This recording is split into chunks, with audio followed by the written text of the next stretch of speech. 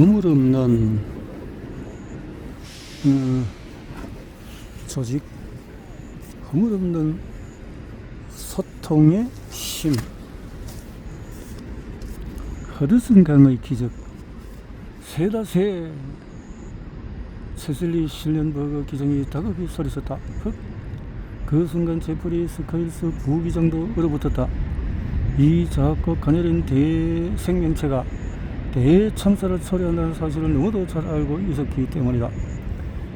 쨍한 찬바람이 코끝을 스치던 2009년 1월 어느 날 막 이륙을 한 비행기가 맨하탄의 900m 상공을 다다르고 있었다. 기내에 있던 실렌버그 기장과 스카일스 부기장은 이날 처음 만난 사이였다. 두 사람은 모두 베테랑 조종사였고 조종실 통신에도 능숙했다. 실렌버그가 정면에서 기러기대를 발견한 순간 단 몇 초 만에 퍽 하는 소리가 났다.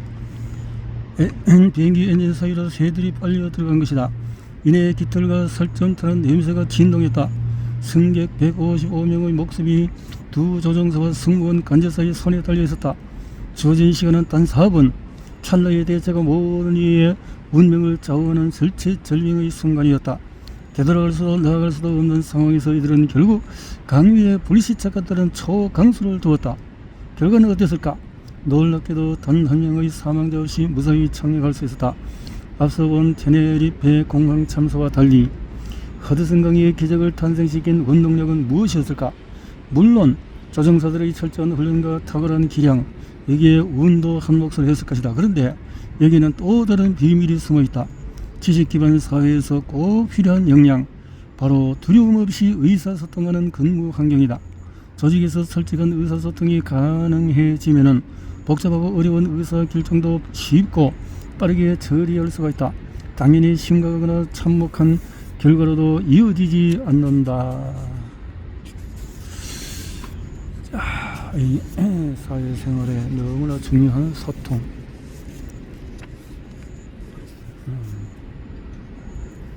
빠른 판단을 돕는 짧고도 명료한 대화. 앞서 우리는 다양한 사례를 통해서 아무리 짧고 간단한 의사소통도 심리적인 안정감이 결여되어 있을 때 얼마나 쉽게 좌절될 수 있는지를 살펴봤다. 의사의 처방 실수를 지적하려던 간호사는 과거의 경험이 떠오르자 쓸데없이 의사를 괴롭히는 꼴이 될까봐 입을 다물어버렸다. 부기장과 항공기관사는 기장의 건의에 대항하지 못하고 승객 수백 명과 함께 목숨을 잃었다.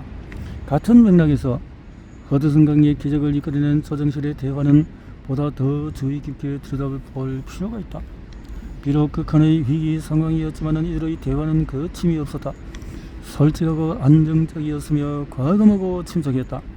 이들을 영웅으로 만든 것은 결국 심리적인 안정감이 보장된 근무 환경이었다. 기러기대가 미국 US 항공 1호 사고편에 충돌한 것은 그들이 뉴욕 라카디아 공항을 이뤄간 지 불과 90초 만이었다. 충돌 즉시 엔진 두 개가 모두 작동을 멈췄다. 동시에 양쪽 엔진의 결함이 생기는 것은 매우 이례적인 일이어서 자동경보 시스템조차 작동하지 않았다. 조종실 모니터에는 아무런 지침이나 설명도 뜨지 않았다. 이 역시 유리를 찾기 힘든 매우 드문 일이었다.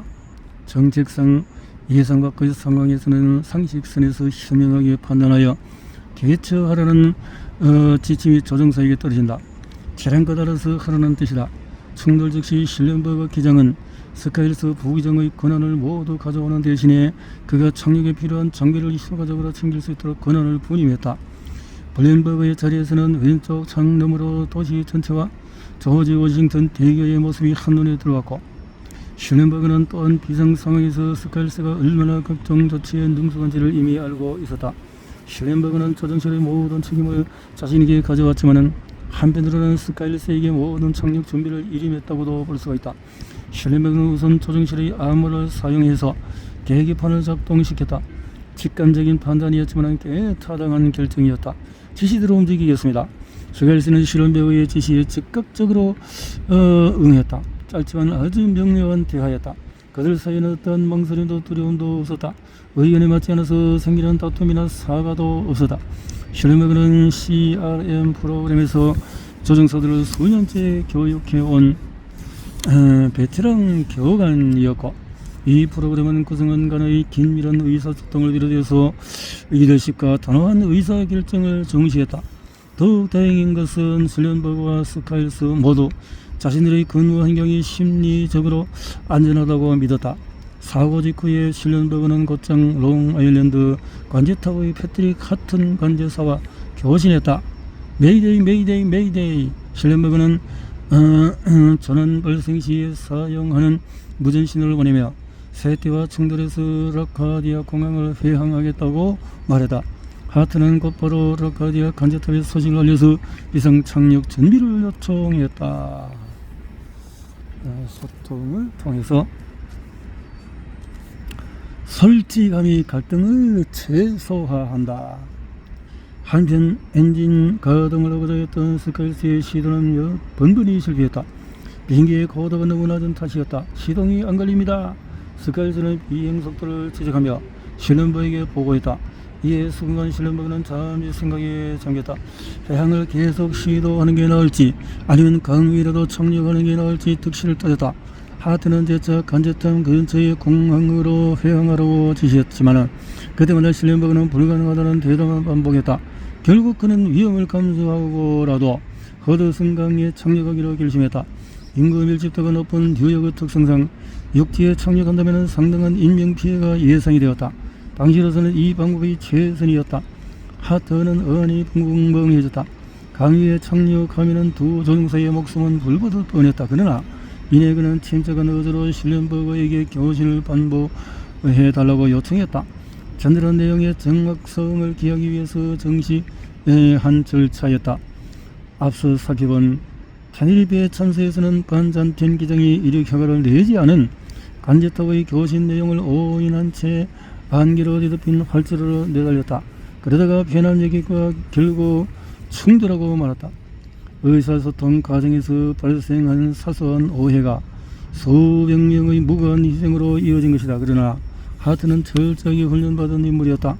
하튼과 교신한 채 1분도 지나지 않아서 조정실에서는 승무원과 승객에게 상황을 알렸다.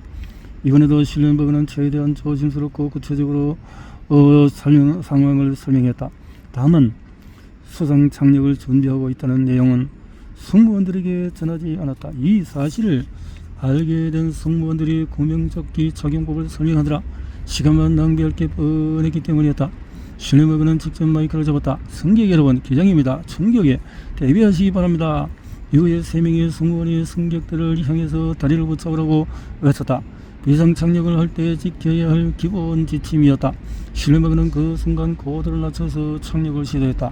스카이에서는 고도와 속력을 반복해서 크게 외쳤다. 심한 흔들림은 피할 수 없었지만 완벽한 착륙이었다. 희생자는 단 한 명도 없었다. 그야말로 기적이었다. 일부 승객이 부상을 입긴 했지만 대부분 경미한 수준이었다. 이후에 강변에서 대기하고 있던 구조용 선박이 모든 승객을 신속하게 구조했다. 구조가 지연돼서 저체온증을 보인 승객은 단 한 명도 없었다. 기장과 부기장 그리고 관제사와 승무원 사이에서 오간 대화는 몇 마디뿐이었다. 그렇다면 어떻게 이 짧은 대화로 이토록 놀라운 결과를 만들어냈을까? 혹자는 대개 구성원들이 솔직하고 분명한 태도를 보이면 이들의 대화가 교착 상태에 빠지기 쉽다고 우려한다. 그러나 꼭 그렇지만 않다. 이 사건에서 우리가 주목해야 할 점은 바로 여기에 있다. 심리적으로 안정된 분위기라고 해서 대화가 한없이 늘어지지는 않는다는 것이다.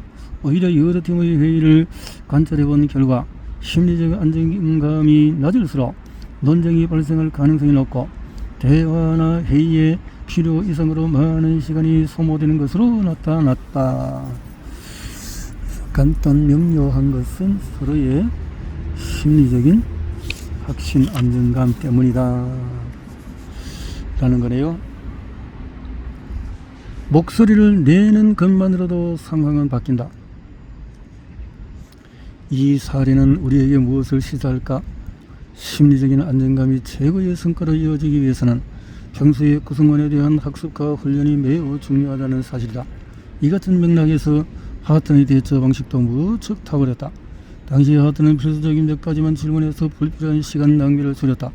또한 관제탑의 전화선을 소정실로 연결해서 서로의 대화를 듣게 하면서 간제실의 상황을 다시 조정실에 전달하는 시간을 아꼈다. 훗날에 실련버그는 하트의 대처 방식에 대해서 이렇게 언급했다. 하트는 내 결정을 충분히 이해했고 관제자로서 자신의 지시가 어떠한 도움도 되지 않는다는 것을 알고 있었죠. 두 조정사는 예객기 운항과 관련해서 각종 프로토콜 절차를 제대로 숙지한 이들이었다. 이와 함께 CRM 위기 및 오류 관리에도 매우 익숙했다.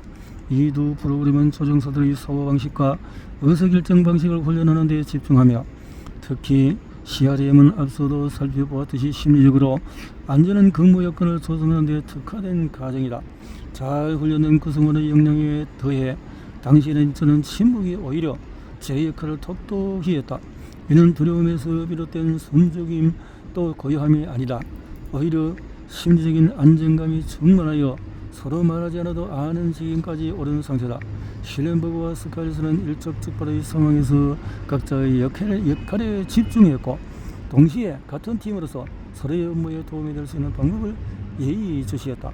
혹자는 허드슨강의 기적을 두고 비상시 프로토콜이 제대로 작동한 결과일 뿐 심리적인 안정감이나 팀워크 같은 것은 연관이 없다고 주장한다. 하지만 조정사들의 예객기 운항이나 의료진의 수술 과정처럼 모든 프로토콜이 철저하게 확립된 상황일지라도 늘 그것이 제대로 작동하는 것은 아니다.